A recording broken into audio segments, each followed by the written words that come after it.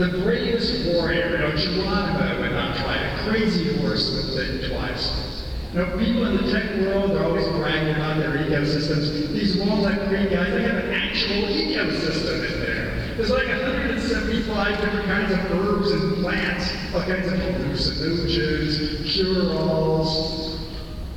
Their worst problem is actually their best advantage. They've got no water.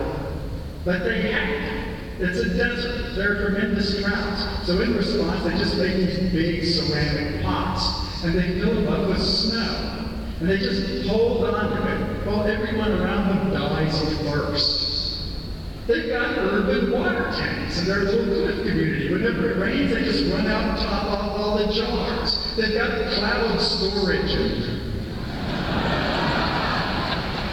Imagine you're some desert nomad, every day Native American guy, and you stumble across people who can do this. They're not like you. You have to follow the herds all the time. They can actually store water.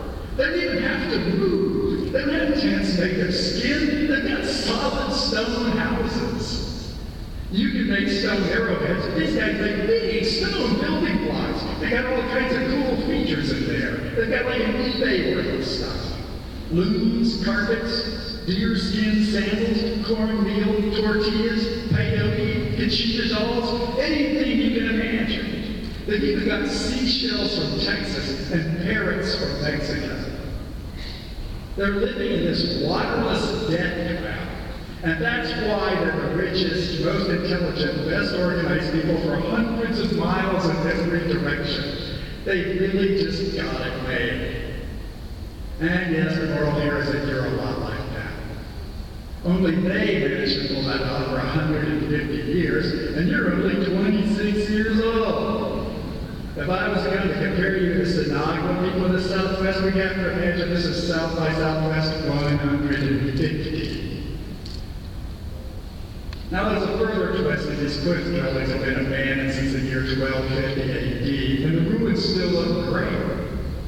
Souvenir hunters ran off some of the stone bricks, but there's no major damage there. If Sinagua people showed up in Walnut Canyon tomorrow, they could have their whole Stone Age society booted up again in 6 months. Plant corn and beans, water up in pots. It's very simple, resilient kind of society. Whereas your South by Southwest world, very contingent and historically unique and frail. Now, I did a lot of these events. This one was okay. That's normal, but now it's gotten really big now. Yeah, it's like Mardi Gras. A lot of drunk guys now. Nobody can expect to see all of it. You kind of need the cliffs to understand South by Southwest nowadays. But it was like everything's run dry. There's plenty of wacky stuff going on. Tons of do-it-yourself manufacturing, 3D printing, wearable technology, disruptive medical stuff, trips to Mars, whatever you like. And I look at the South by Southwest crowd. I've seen a lot of them. They look pretty good for a South by Southwest crowd. There are more foreigners around, Koreans, Germans, Britons, in the neighborhood from London, Hackney. I was super impressed by that Hackney. Hackney. I mean, that is unheard of global ambition for a district of a town. It's like South Austin had its own presence at the London Olympics. I'm going to take Hackney a lot more seriously from now on. Hackney is a force to be reckoned with. I'll probably overlook the surveillance cameras and their miserable immigration and visa policies. And there was leak motion here, there was Google Glass being demoed, all kinds of wearables, touchables, pokables, printables, sociables. What was missing? I mean, where was the empty stone box? Where's the abandoned part? The personal desktop computer.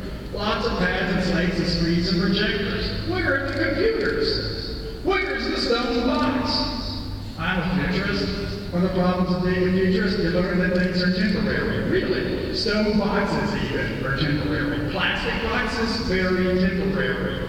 I'm temporary. I'm a mortal human being. It's not weird or amazing to have a human lifespan. It's ubiquitous. It's universal. Death. It's just somewhat taboo to dwell on the subject in public. My parents didn't live particularly long. I used to figure I should be a dropping dead around now. Dropping dead, massive heart attack. at the podium at Southside, that would be awesome. Imagine how that would look on Wikipedia. So it's kind of disturbing to me to realize that computers are dying. Not me, computers are dying off, and I'm actually in pretty good shape. I'm not Ray Kurzweil. I'm not going to like outlive the Milky Way galaxy personally. But I might well be hanging around for some like unconscionable length of time, like maybe age 90 or something. That would mean South by Southwest 57. And I'd still be toddling up here, having outlived the personal computer, this amazing device, which might appear and even disappear during my own lifetime. And it really seems to be going. I don't think I heard any speaker at any panel there ever use the word PC. Where are they? This has vanished like the word computer in the name of Apple Computer. Why is nobody talking about it? Because nobody wants them, that's why. Imagine somebody brings you a personal desktop computer here at South by, like bringing it in on the trolley. Look, this device is personal. It computes instead, it's totally personal, just for you and you alone. Doesn't talk to the internet, no sociality, you can't share any of the content with anybody, because it's just for you. It's private. That's yours. You can compute with it. Nobody will know. You can process text and draw stuff and do your accounts. It's got a spreadsheet.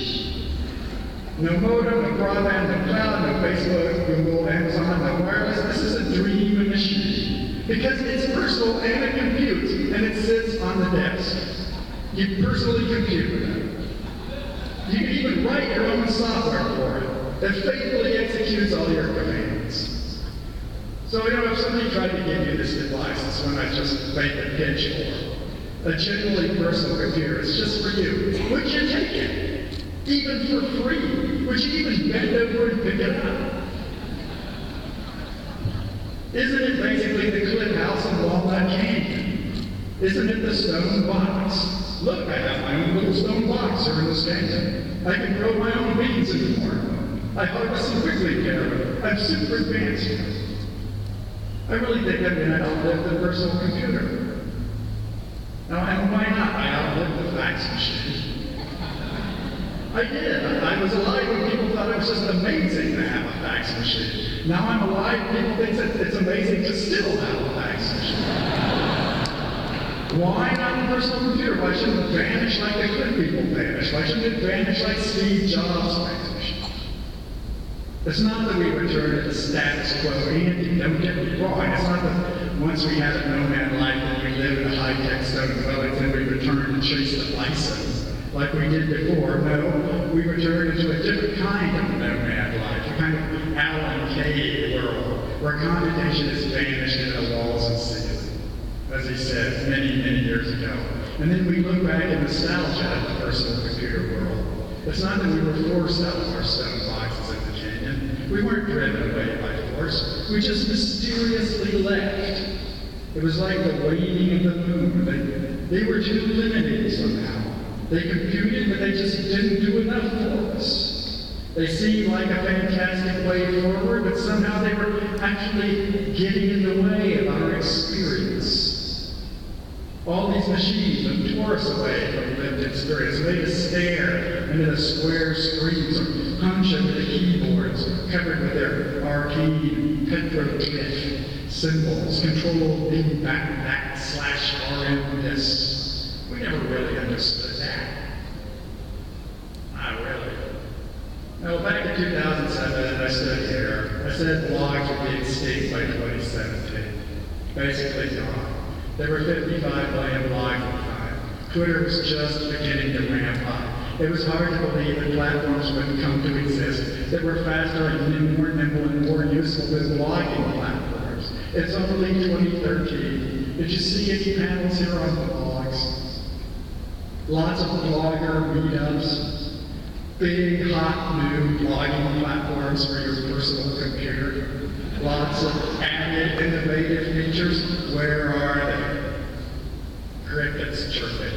No, I'm a blogger. I'm not crying in my shiner here about it. I've got a Twitter account. I've got a Tumblr. I know what Pinterest is. I I know they will all last less long than the heyday of blogs. Blogs are like stone compared to these lightweight microblogging platforms. It doesn't mean that Tumblr goes away and the blogs return. It means that those who live by disruption die by disruption. It means those who live by disintermediation die by disintermediation. The fireborn are at home in fire. So I'm not going to cry about the blogs perishing. They're like stand-up comedy. If I'm going to properly mourn something, I will cry about centuries of paper-based literature being disrupted and disintermediated. My subculture world. I love so well Xerox, fanzines, science fiction, monthly magazines, publishing houses, independent bookstores, newspapers, magazines, libraries, novels. I really liked novels. You may notice I'm not wearing a sweatshirt with the name of a novel on it. I've got a sweatshirt from the Thinking Doolab. It's fragile, it's full of laser holes. As it happens, I recently wrote a new novel. Funniest novel I ever wrote. It's an easy one. You can go and look for it if you want. It doesn't make much difference if you do or not. We just don't live in a world where novels can be important in the way that novels used to be important. Nobody reviews them. There are no paper periodicals that talk at great length about paper novels to people who spend their lives reading paper. The bookstore chains have been disrupted. They are collapsing. I'm a novelist. I myself don't go into bookstores very much now. They become archaic, depressing places. They are stone cliff houses. They are half abandoned. If I can go in there, certainly my readers are not going to go in there. I know where the readers went. They're all on the internet or in social media, just like me. I'm super active on Twitter. I don't write fiction on Twitter. I scarcely refer to my novels or fiction on Twitter. My Twitter followers are not fans of my fiction writing. The people who follow me on Twitter are mostly designers, developers, scientists, and activists. That's who they are. I follow some novelists on Twitter. I certainly wouldn't want to follow people who are only novelists. I would never understand what was going on in real life. Now, most of you in here are novelists. I'm not complaining that novelists are disrupted and are very badly off, although we are. What I'm telling you is that you're more disrupted. You are worse off. Whatever happens to musicians happens to everybody, including you.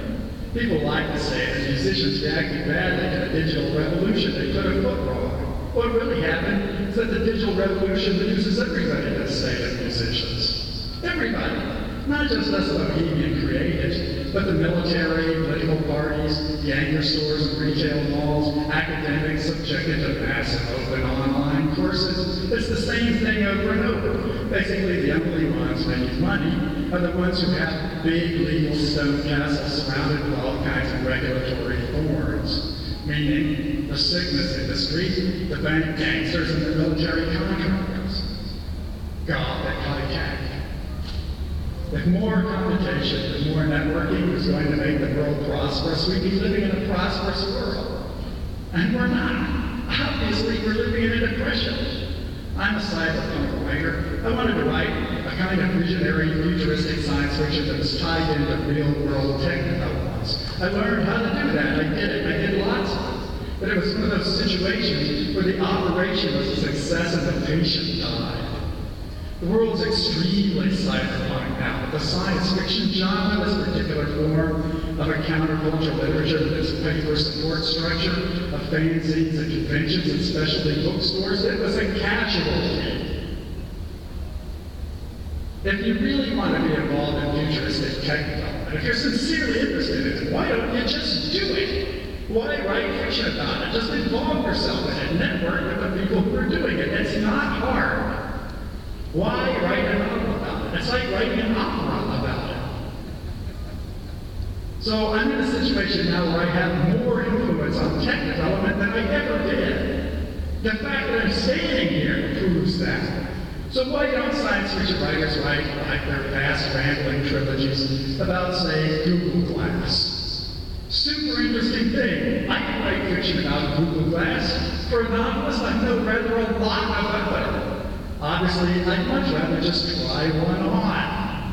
Of course, I'd much rather drive on or get curling up on the couch with a book about the subject. Why? Just leave the stone box, put on the glass, and run around outside. It's pretty clear. Run around with the timeline cards and the bundles and the system options and the custom options and the share entities and the share targets and the subscription and the updates on the Google Mirror API. I understand that. Just go ahead, Larry and Sergey. They don't scare me. I read Verge, I read TechCrunch, Lifezone, Creators Project, Hyperallergen. Why would anybody read a novel about Google Glass? You could write one. It's not impossible. I've written a lot of science fiction about head-mounted displays. But it's clear that nobody's going to be reading novels on Google Glass. How could you? A novel would violate the design principles of visual images that show up on a network, get a quick emotional social response, and then vanish. Google Glass is just not a platform for literary expression. It's a platform designed for shared visual experience in near real time and verbal communications with a search engine that has voice recognition. That's what it's for, and those are okay things to do, but they're just not paper-based analog media. They're like nowhere near it. They're electronic, they're participative. So if somebody's wearing glasses, they're not reading Bruce Sterling novels. They might be checking out my Tumblr, because I started a Tumblr this year. I quite like Tumblr. It's pleasant to see this lightweight microblogging platform that just obliterate blogs. As I was saying here 6 years ago, I like it that Tumblr's full of expressive young people who aren't exploited by the sinister privacy threats posed by Facebook, Google, Microsoft, Apple, and Amazon. People on Tumblr are not livestock trapped in the data mines and the stacks. Swell, and that's great and so forth. But whenever I engage with Tumblr, there is an opportunity cost. I'm communicating with images, something I'll probably never do very well. I'm not writing fiction, which is my profession, where I've had a lot of practice. Now, I could probably go to Wolfram Alpha and have the situation put into a neat, direct equation. How many hours spent with Google Glass result in hours not spent in bookstores? How many bookstores close as a direct ratio of hours spent with electronic devices? I'm sure there's some direct relationship there, and it's not a dark conspiracy. I happen to be quite the Google Glass fan. In fact, I'm even becoming something of a Sergey Brin fan. I never paid much attention to Sergey before, but after Google Glass, Sergey really interests me. He's filling the aching hole, the grievous hole in our society left by the departure of Steve Jobs. With Jobs off the stage, Sergey's becoming very Jobsian. He wears these cool suits now. He's got much better taste in design than he did. He's got these Google X moonshot things going on. They're insanely great and so forth. I hope Sergey's not taking a lot of acid and living off vegetarian applesauce. But other than that, well, we have this American tech visionary, millionaire, who's a Russian immigrant. It's fantastic.